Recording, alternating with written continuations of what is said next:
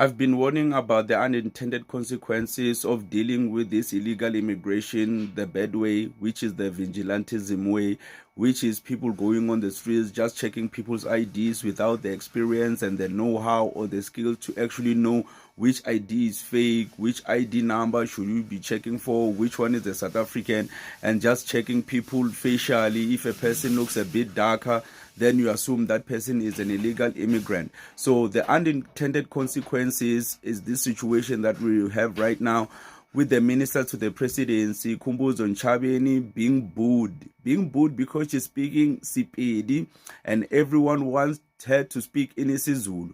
So as you can see right now, the whole immigration issue, because it's being handled in such a bad way by these guys, Phakela Mthakathi, Ngizwe Mchunu, and Jacinta Ngobese, and now we have a situation where it's Zulu people versus the rest of South Africa, and it's something that I have been talking about. But anyways, here's the video of Khumbudzo Ntshavheni actually talking and people saying that she must speak in Zulu, which is really confusing because we have 11 official languages and it's your own fault if you don't hear Tshivenda, Sepedi, Setswana, Sesotho at this point. Where have you been since 1994?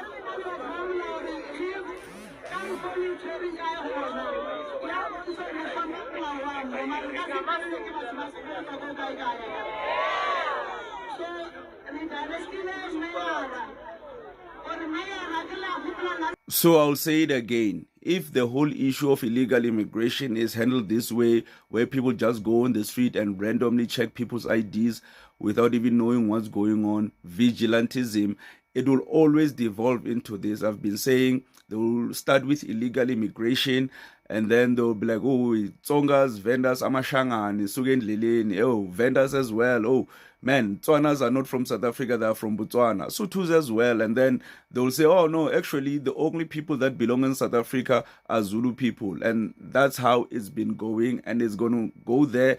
It's always been like that. I've been saying it. It's so obvious at this point, but people, it doesn't seem like they care. And there's someone who actually said this and said, okay, is it because now the whole patriotism thing, is it now Zulu people and the rest of South Africa? And right now it seems like that.